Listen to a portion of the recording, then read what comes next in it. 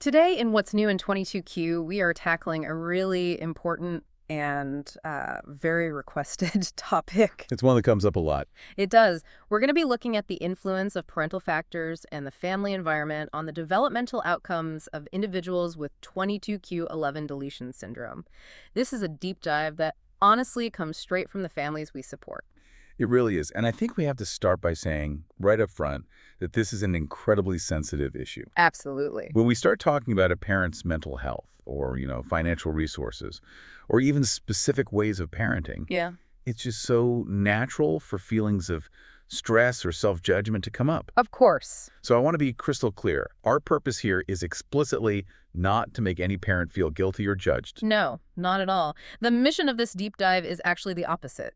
It's to take the best, most recent research, which, let's be honest, can be really complex stuff, and use it to bring some clarity. We want to help identify the factors that create strain, and maybe most importantly, show you where targeted support and, self-care can be some of the most powerful tools you have. We're pulling together findings from a few really comprehensive studies. And we're looking at everything: parental mental health, parenting styles, even things like parental IQ, and trying to turn all that data into something useful, actionable, really. Think of it like a map. The research is showing us that the environment around a child with 22q11 isn't just a backdrop. It's an active, dynamic force that can either buffer the challenges of the deletion or, well, make them harder. And just understanding that dynamic, that's the first step toward building more resilience for the whole family. Exactly. And before we really get into the material, we just want to mention that this deep dive is brought to you by 22q11 Europe, the European Association supporting families living with 22q11 deletion syndrome. So let's jump in. I think the best place to start is where the pressure is often felt most acutely. The link between a parent's mental health and the power of social support. Yes. We can start with a very recent and I think very powerful study. It's by Carbon, Meyer, and their colleagues, published in 2025. Okay. The title is Caregiver Depressive Symptoms, Perceived Social Support, and Child Internalizing and Externalizing Symptoms in 22q11.2 Deletion Syndrome Families. It was in the Orphanet Journal of Rare Diseases.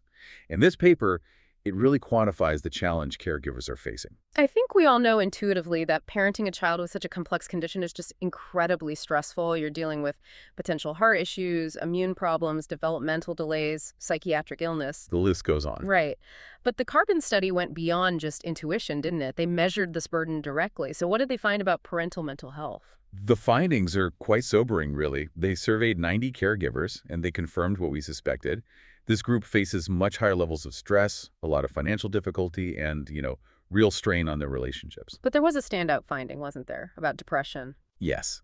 The most striking thing was the high prevalence of what they call clinically significant depressive symptoms. So what does clinically significant actually mean here? Are we just talking about feeling tired or stressed? No, it's more than that.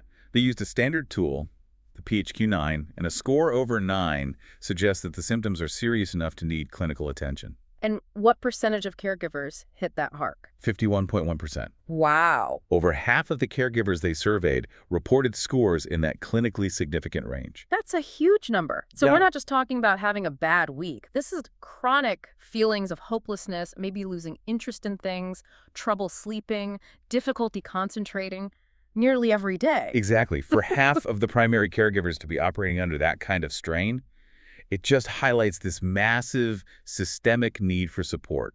This isn't about individual burnout, it's a community-wide issue. And of course, that level of distress doesn't just stay with the parent, does it? No, it exists in a system. The study then showed a very clear reciprocal relationship.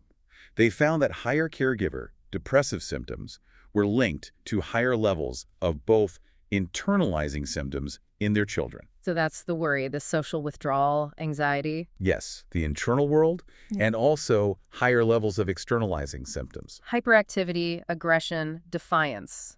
The outward behaviors? Precisely. Okay, let's unpack that relationship because I think this is where the research starts to offer some real hope. They found the link was different for internalizing versus externalizing symptoms, and it all hinged on one key variable. Yes, and that variable was perceived social support. This is really the transformative part of the study. So let's take the internalizing symptoms first.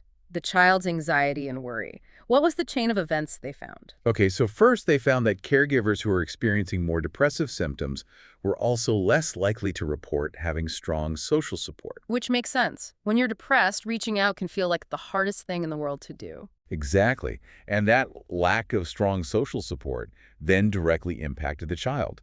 It was associated with the child having greater internalizing symptoms. But here is the critical part. The mediation. Yes, the researchers found that perceived social support fully mediated this relationship. Let's pause on that phrase, fully mediated, because it's such a powerful idea. If social support fully mediated the link, what does that mean for the direct line between a parent's depression and their child's anxiety? It means the direct connection just practicing. It vanished. It disappeared. The parent's depressive symptoms weren't causing the child's anxiety directly. So it's not A causes B. It's not. It's that the depression was causing a breakdown in the parent's ability to access their support network. Yeah. And that breakdown in support, that is the true driver of the child's internal distress. Wow. That's incredibly powerful. It suggests that if you have a child with 22q11 who is really struggling with anxiety, one of the best treatments might not even involve the child directly. It might involve profoundly supporting the parent's social connection. That's a game changer. It is. This indirect effect was significant. It explained about 41.7% of the relationship. The theory is that a well-supported parent is just less isolated, less overwhelmed. They can model better coping. They can maintain a warmer emotional climate at home. And that just naturally buffers the child against those deep-seated worries. So if the parent's cup is full, so to speak, the overflow provides the security for the child's internal world. That's a really hopeful message. It is, because it gives us a clear target for intervention. But we have to remember, this mechanism was only for the internalizing symptoms. Right. When we look at the externalizing symptoms, the hyperactivity, the aggression, the picture changes. So what was the difference for those behaviors? For externalizing symptoms, social support did not mediate the relationship. Okay. In that case, the parental depressive symptoms still had a significant direct effect on the child's externalizing behaviors. Which brings us to that classic chicken or the egg question. Exactly. Is the parent's mental state causing the aggression? Or is the relentless difficulty of managing the aggression causing the parent's mental state to decline? And the researchers definitely acknowledge this. It's bidirectional. On one hand, a depressed parent might not have the emotional bandwidth for the kind of consistent, regulated response you need to manage difficult behavior. Sure. But on the other hand, research on child psychology is very clear that difficult child behaviors, especially those outward externalizing symptoms, they are probably the single biggest predictor of a caregiver's psychological well-being going downhill. I can see that. Managing chronic worry is draining, for sure. But managing repeated severe aggression, especially in public where you feel all those eyes on you, that adds a whole other layer of exhaustion and self-doubt. And that frustration, that self-criticism, it just fuels the depressive cycle. So the interventions have to be dual-focused. For anxiety, focus on the parent's support. For aggression, you have to address both the parent's emotional state and the child's behavioral challenges. So let's talk practical application. Based on this carbon study, what are the real takeaways for families? Okay, first, for caregivers listening, start to view pursuing social connection as a core part of your child's anxiety management plan. It's not a luxury, it's a necessity. The research is so strong that connecting with peers who get it, who have similar experiences, is what families want and need. But 22q11 is a rare condition, so that brings up geographical challenges. It's not like you can always find a local support group. And that's why the recommendation is so clear. Yeah. We need to promote online, peer-supported interventions. They just get around those geographical barriers and provide that crucial sense of, you're not alone in this. Creating those digital spaces where parents feel understood is key. And for the externalizing behaviors, the focus is more on clinical management for the child. Correct. Since that link is direct and goes both ways, effectively managing treatable conditions in the childlike ADHD, for instance, is also a crucial intervention for the parent. Because when the child's behavior improves, the caregiver's burden is lightened. And that helps break that negative cycle. It's a resource-oriented approach. We have to support the caregiver, and we have to treat the child, often at the same time. I love that reframing that parental well-being isn't just self-care, it's a central therapeutic target.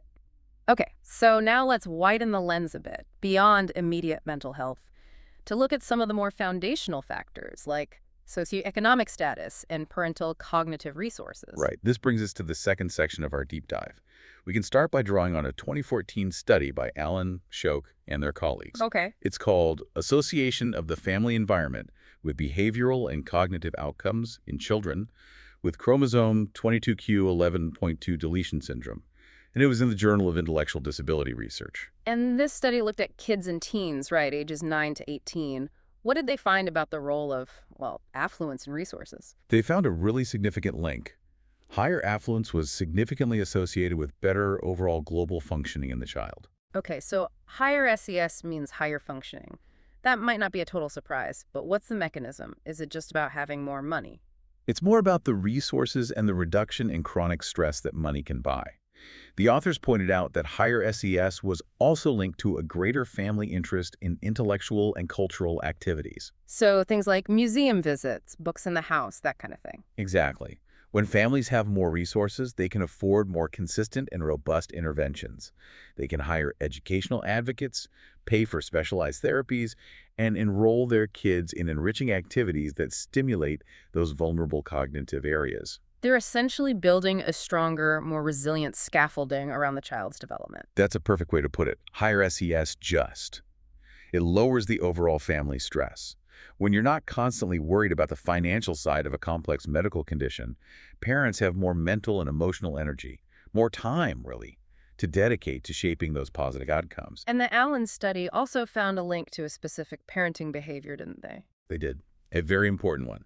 They found that higher affluence was associated with less use of physical punishment, which, as we'll get into later, is a really strong negative factor.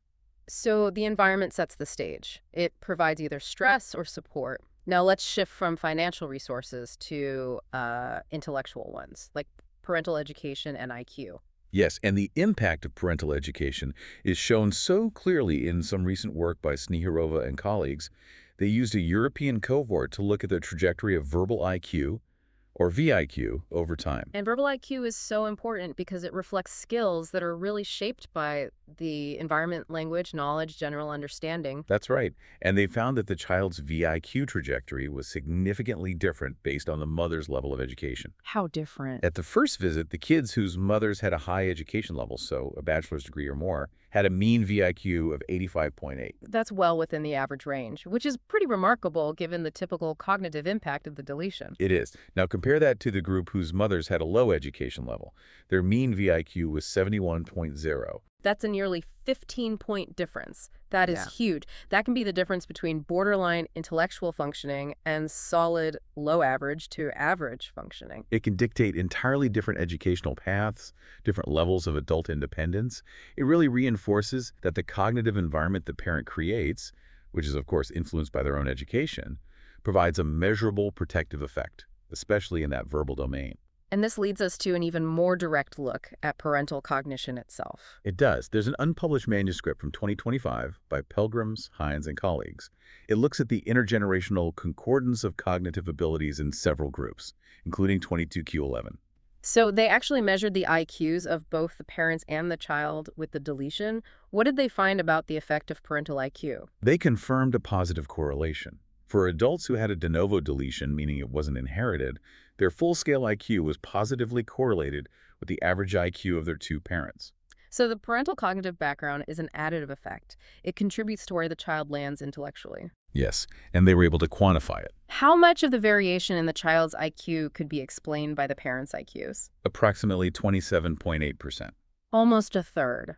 That is an incredibly high number, especially when you consider that the deletion itself is the biggest genetic factor at play. It is. It tells us that while the deletion might set a certain baseline, or maybe a ceiling on potential, the environment and the intellectual scaffolding from the parents play a huge role in determining where the child ultimately functions under that ceiling. That's such a powerful message for early intervention. If a child has the genetic challenge of 22q11 and maybe the parent's own background doesn't provide the strongest buffer, then the need for intensive proactive support becomes that much more critical to bridge that 28% gap. Absolutely. And they also noted something interesting about how this plays out. They found that a lower FSIQ in the child was associated with a larger gap between their score and their parents' average score. So the more significantly the dilution impacts the child's cognition, the wider the gap is from their parents' potential. Exactly. It just underscores that the most vulnerable kids are often the ones who need the most external support to compensate. Did they look at specific cognitive domains? We talked about verbal IQ. Does parental IQ protect certain skills more than others? Yes, they found a key distinction. The 22q11 deletion seems to have a more pronounced negative effect on performance and processing skills. So nonverbal reasoning, visuospatial skills, processing speed. Exactly. Those domains were hit harder than the Verbal Comprehension Index, the VCI. Which is language and knowledge. Right. And this suggests that the VCI aligns more closely with parental scores.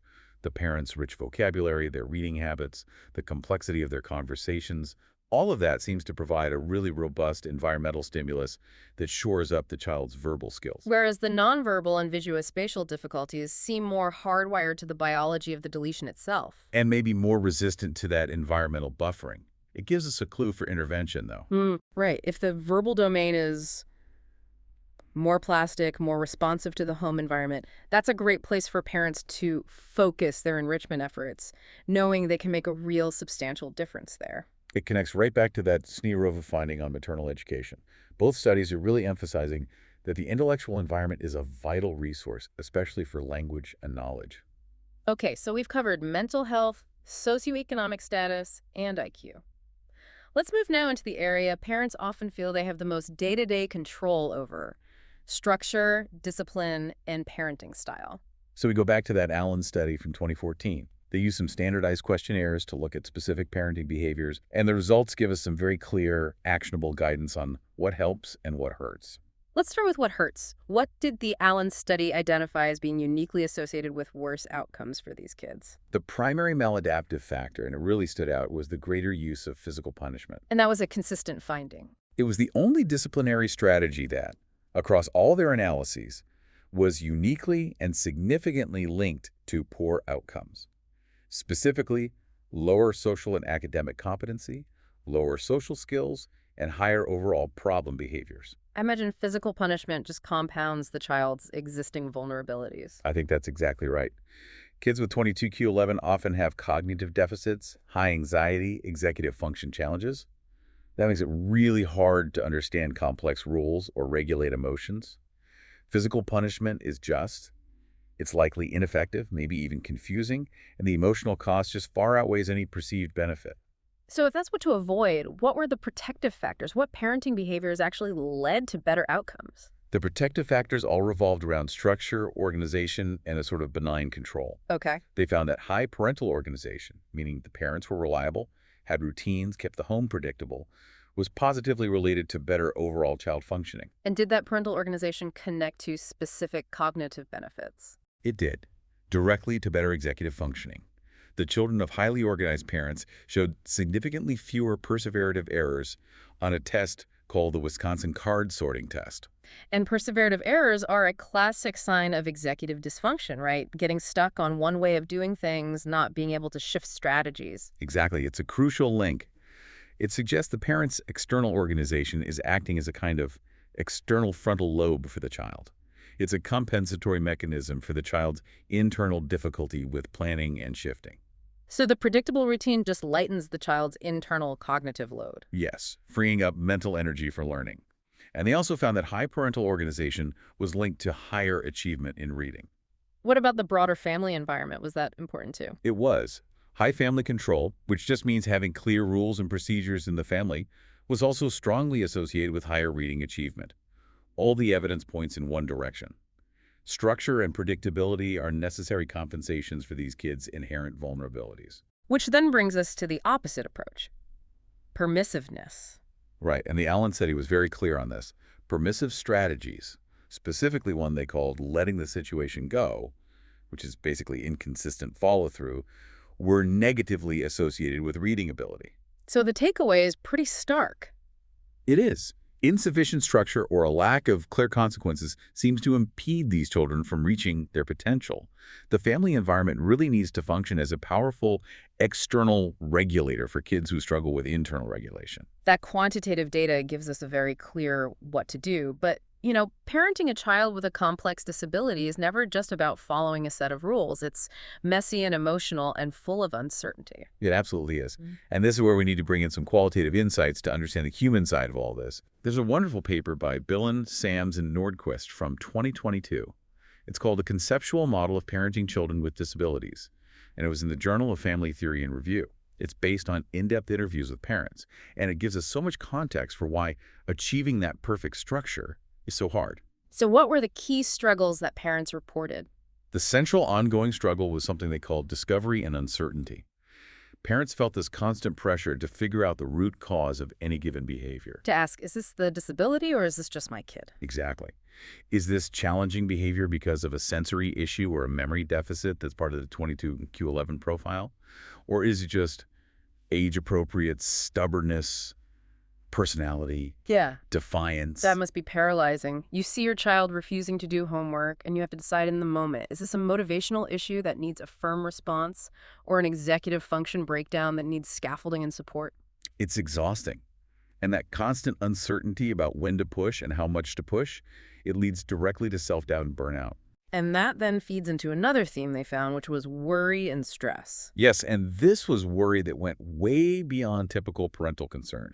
It was a chronic, heightened anxiety about the child's future, their independence, and, a really acute anxiety over their safety and vulnerability. How did these internal struggles then show up in their actual parenting behaviors? Well, parents were incredibly intentional in their supportive behaviors. Yeah. In terms of parental support, it wasn't just standard affection. They were actively modifying how they interacted based on the child's specific needs, using more touch, learning sign language, becoming experts in specific behavioral techniques. They essentially become highly specialized therapists for their own child. They have to. And in terms of parental regulation, the discipline piece, they were constantly adapting, kneeling down to make eye contact, making sure a child's hearing aids were working before giving an instruction. But the Billen model also pointed out how outside pressures, like stigma, affect discipline. This is such a critical point. Parents often reported using firmer tactics in public than they ever would at home. Not because they believed in it, but because of the fear of judgment. Exactly. The fear of being seen as a bad parent with an uncontrolled child. That external burden of stigma was influencing their choices in the moment, sometimes pushing them toward behaviors they didn't even agree with. That's profound. And it connects back to the first study that social pressure adds another layer of stress. It does. Uh, And finally, the Billen model looked at the influence of formal support, like therapists and schools.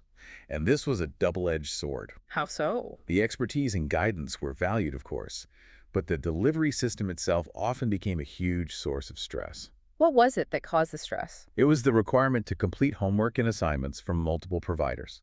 You have the speech therapist goals, the OT goals, the PT goals, the school IEP goals. It's too many orders. Parents describe feeling intensely burned out and overwhelmed. And that exhaustion just contributes to the depressive symptoms we saw in the carbon study. It's a vicious cycle. So the takeaway for clinicians is huge. Even the best advice can backfire if the sheer volume pushes an already stressed parent over the edge. Absolutely.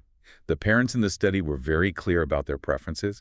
They highly valued family-centered, in-home services. They found them so much less stressful than the constant running around to different appointments. This has been an incredibly comprehensive journey. We've gone from statistics on mental health all the way to the messy human realities of day-to-day parenting. Let's try to synthesize all of this now in our final section into some clear takeaways. Okay, if we pull all these studies together, Carbon, Allen, Sneharova, Pelgrams, and Billen, I think we see 4 major themes emerge. Okay, theme 1. Parental well-being isn't just optional self-care. It is a direct intervention for your child's anxiety. That's the Carbon lesson. Your mental health is linked to their internalizing symptoms, but that link is explained by your social support. So joining that support group or just making time for friends, it's one of the most powerful, evidence-based things you can do for your child's anxiety. Okay, theme 2. The intellectual environment at home provides critical compensatory scaffolding. From Sneharova and Pelgrams. Parental education and IQ contribute almost a third to the child's cognitive potential, especially in language. So reading aloud, having rich conversations, that's a core intervention strategy that actively mitigates the genetic challenge. Theme 3. External structure is internal compensation. This is the Allen study. Organization, consistency, clear rules. They are protective factors that directly translate into better executive function for your child. The structure you provide on the outside is compensating for the vulnerabilities your child feels on the inside. And finally, theme 4. The system of care must recognize and respect the caregiver's finite capacity. The Billen model. The high rates of burnout and depression are often made worse by the very system designed to help. Too many appointments, too much homework. Interventions are only effective if the parent has the capacity to actually do them. We need family-centered, integrated care that tries to lower the caregiver's burden, not add to it. This synthesis really brings us full circle, back to that sensitive issue of parental guilt, but now we're armed with knowledge. Exactly. These findings shouldn't make anyone feel guilty. They should highlight where our systems and communities need to provide more support. When over half of caregivers meet the criteria for clinical depression, that is not a story about individual failure. It's a story about unsustainable demands. If a parent is burned out or depressed, finding the energy to provide that vital structure just becomes exponentially harder. The intervention has to start with the parent. So for parents listening, the data gives us some proactive advice. First, actively pursue social support. Don't see it as a luxury. See it as the foundation of your family's resilience. And reframe your approach to structure. It's not about being a rigid taskmaster. It's about providing a loving external framework that gives your child the stability and predictability their brain craves. And for services, advocate for coordination. Quality over quantity. If a therapy plan is burning you out, say so. Your mental health is the family's most critical resource. This has been such a crucial and I think a really necessary deep dive. I hope these findings provide not just clarity, but empowerment. The science is clear. Investing in the parent is investing in the child. It is. And that discovery that perceived social support fully explains the link between parental depression and a child's anxiety. It leaves us with a really important final thought, doesn't it? It does. Could it be that prioritizing community connection and caregiver well-being? Could that be one of the most powerful and direct forms of treatment we have for a child's internal distress, proving really that we are all in this together? A powerful thought to carry forward. Thank you for listening to What's New in 22Q, produced by Dr. Stefan Elise for 22Q11 Europe. Take care and talk to you soon.